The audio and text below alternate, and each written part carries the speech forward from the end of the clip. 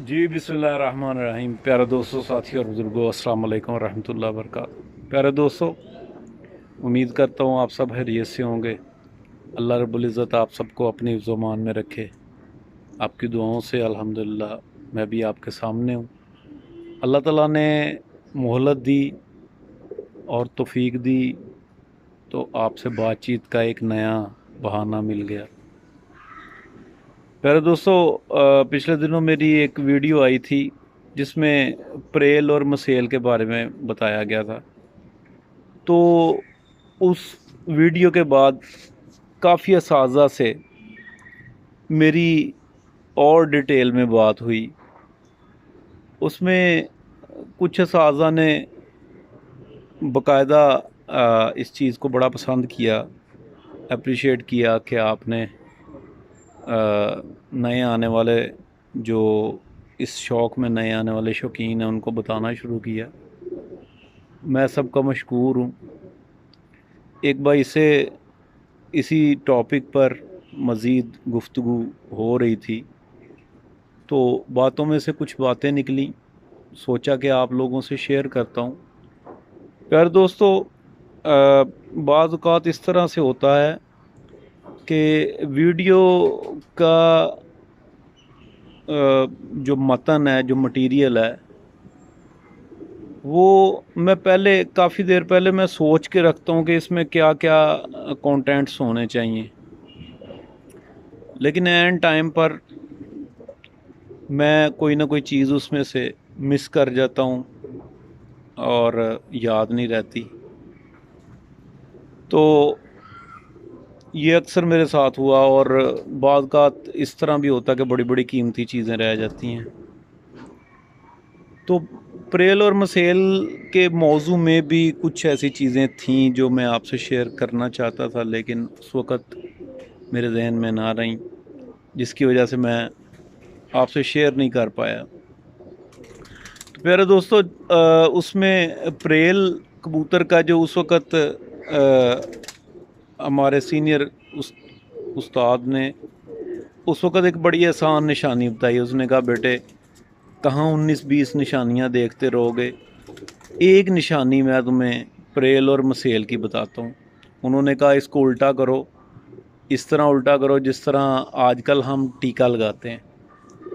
ये हड्डी की ऊपर वाली स्किन में हम टीका लगाते हैं और उसको उल्टा करते हैं, यूं हाथ पे रखते हैं, कहते हैं उसको उल्टा करो और मुंह से उसको फूंक मारो। अगर उसकी हड्डी नंगी हो जाए तो समझो कि मसेल है, ठीक है।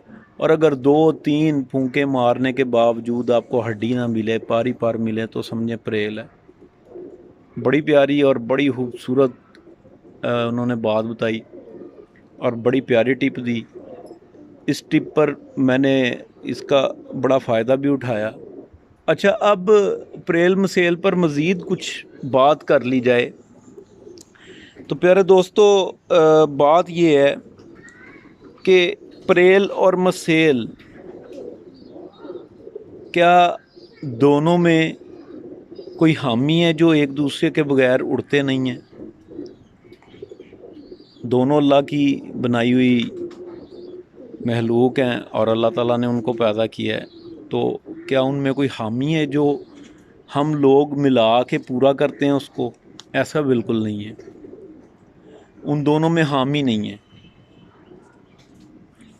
प्रेल जो हैं वो अपने इलाके के कबूतर बादशाह हैं, मसेल जो हैं वो अपने इलाके के बादशाह हैं। अब अगर हम प्योर जो प्रेल कबूतर है,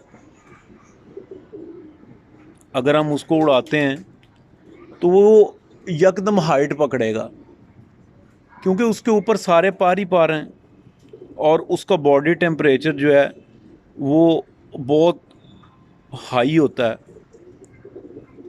परों की वजह से उसको हवा नहीं लगती और उसका बॉडी टेम्परेचर वैसा होता है। जब वो जाता है अपने उस लेवल पर जहाँ पे जाके उसका बॉडी टेम्परेचर मैच कर जाता है, वहाँ पर वो खुशी से उड़ता रहता है। क्योंकि कबूतर जितना ऊपर जाता है वो उतना ही, जितना ऊपर जाता है ऊपर उतना ही टेम्परेचर डाउन होता है, ठीक है। تو جب وہ اپنے کمفرٹ لیول پہ جاتا ہے جہاں پہ اس کو سکون ملتا ہے، اس نقطے پر جاتا ہے جہاں پہ اس کو سکون ملتا ہے، تو وہ سارا دن اڑتا ہے، سارا دن بھی اڑ جاتا ہے، بعض اوقات رات بھی رہ جاتا ہے، اس کو پتہ نہیں چلتا، ٹھیک ہے۔ اب جو مسیل ہے یہ اپنے علاقے میں بہترین پرفارمنس دے گا، ٹھیک ہے، اپنے علاقے میں یہ بہترین پرفارمنس دے گا۔ اب پریل اور مسیل کا جو کانسیپٹ ہے وہ بنیادی طور پہ لاہور، قصور، گجرانوالہ ان علاقوں میں کریٹ کیا گیا اور اس پر کامیاب تجربے کیے گئے کہ ایک مسیل کبوتر جو موٹا کبوتر ہے، جس کے اوپر فیٹ ہے، جس کے مسلس سٹرونگ ہیں، اس کو ایک ایسی مادہ سے لگایا جس پر زیادہ پر ہیں، ٹھیک ہے، تو جب ان کے بچے نکلے تو وہ ان کی پرواز بھی کنٹرول تھی، وہ رات کو واپس بھی آ جاتے تھے اور وہ اڑتے بھی مالک کی من مرضی کے مطابق تھے، اور نہ وہ سارا دن سامنے رہتے تھے نہ وہ سارا دن بند رہتے تھے، وہ اس طرح کے درمیانے اور مناسب سے کبوتر بن گئے۔ تو بات کرنے کا آج کی ویڈیو، ایک تو میں نے آپ کو ٹپ دے دی اس میں کہ پریل اور مسیل کو آسانی سے آپ کس طرح دیکھ سکتے ہیں۔ دوسری چیز میں نے آپ کو یہ بتا دی کہ پریل اور مسیل میں اپنی اپنی جگہ پر کوئی حامی نہیں ہے،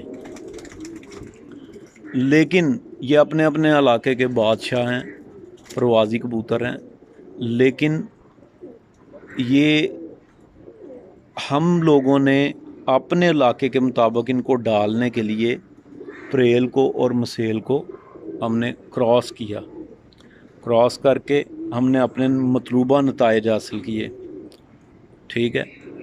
اب پیارے دوستو، یہ آج کے اس دور میں ضروری نہیں ہے کہ آپ کو سامنے پڑا پریل نظر آ جائے اور سامنے پڑا آپ کو مسیل نظر آ جائے۔ ممکن ہے کہ وہ کبوتر جو ہے وہ پہلے آلریڈی پریل اور مسیل کا ملاپ ہو اور وہ ایک مناسب کبوتر ہو، اور لاسٹ بات یہ ہے کہ پریل اور مسیل ہونا ایک الگ بات ہے، کبوتر کی کوالٹی اپنی جگہ پہ مسٹ ہے، باڈی سٹرکچر مسٹ ہے، یہ چیز آپ نے لازمی یاد رکھنی ہے۔ یہ نہیں ہے کہ آپ کو پریل مل گیا تو آپ نے کہا مجھے خزانہ ہی مل گیا، اس کا باڈی سٹرکچر لازمی ہونا چاہیے۔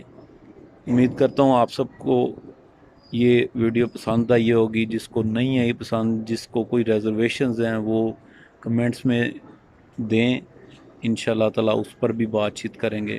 آپ سب کا بہت شکریہ، اللہ حافظ۔